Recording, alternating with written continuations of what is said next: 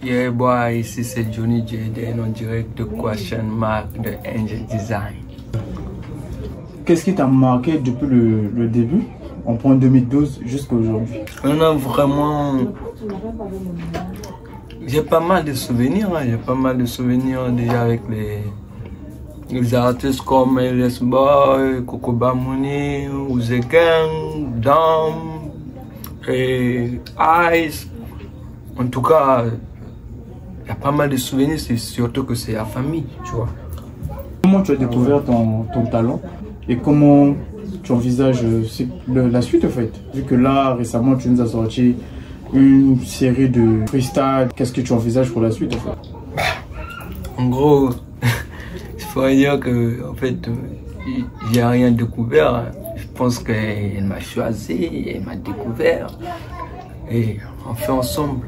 Au début, on a connu Juverlin Beat, Johnny Juverlin, Johnny. Mais aujourd'hui, c'est Johnny Jayden. Pourquoi ce changement et pourquoi on a comme cette impression que au fur des années, tu changes de nom? Ouais, c'est par rapport à la réalité de certaines choses, hein, tu vois. Être UPA et je te sens conséquemment de la musique, tandis que t'as ça une gosse, t'as ça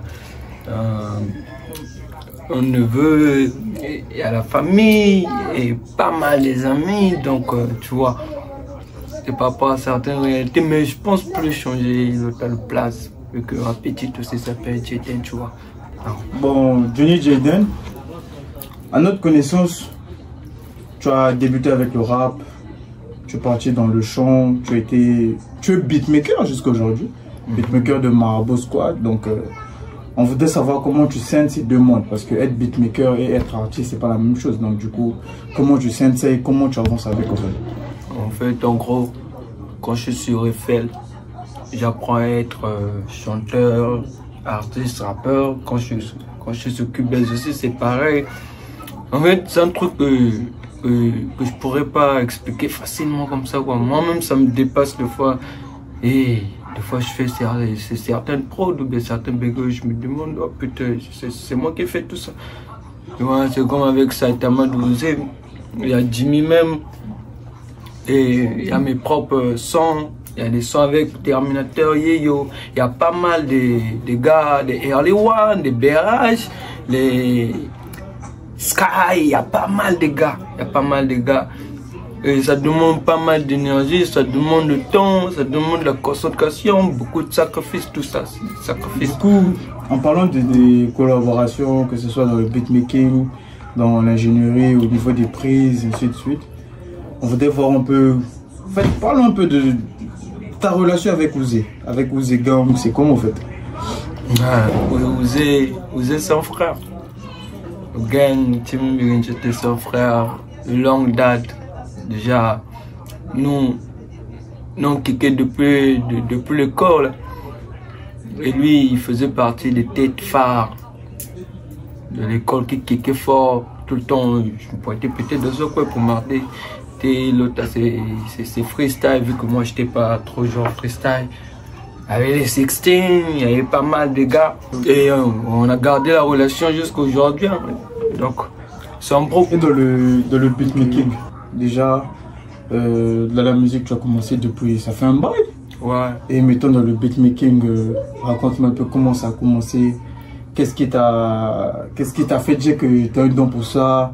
Qu'est-ce qui t'a prouvé que non, vraiment, tu valais la peine d'être beatmaker? Parce qu'aujourd'hui, il y a des gens qui lâchent, il y a des gens qui continuent, il y a des gens qui ont essayé, qui n'ont pas continué. Mais toi, tu es toujours là et tu continues avec. Donc, dis-nous un peu comment ça s'était passé dans le début. Déjà, à la base, j'étais rappeur, chanteur. Et je voulais apprendre ça pour produire ma propre musique. Et un beau jour, j'arrive au studio comme ça, je t'ai fait une prod, j'ai filé ça à un frère qui s'appelle Les Barres. Il a fait un son, quelques jours après, il revient. On a fait un deuxième son et à la fin, bon, c'est pas qu'il m'avait payé, mais il m'avait filé juste quelque chose. Et moi, ce jour-là, en tout cas, ça m'avait arrangé. Vu que j'ai juste ma mère, il y a des petites sœurs. Et c'était vraiment chaud pour nous. C'était vraiment chaud pour nous à la maison. Et je m'étais dit, bon, vu que ça me permet d'avoir 1500, 1000 francs, 2500, pourquoi pas garder aussi cette place et plus j'enchaîne avec des prods, ça me donne l'autre là en fait. Comment pourrais-je expliquer ça? Ça me donne un petit retard au niveau de mon côté chanteur. En gros, je sais pas comment t'expliquer ça, frère.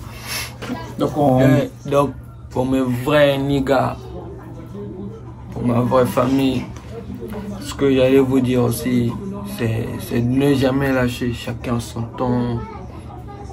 Et nous, on est encore là. C'est pas encore ça, mais en tout cas, déjà de loin, on essaie de voir une petite lumière. Mais si on se concentre très bien sur cette petite lumière-là, on pense qu'il y a une grande porte là-bas. Donc, les gars, donnons-nous la force.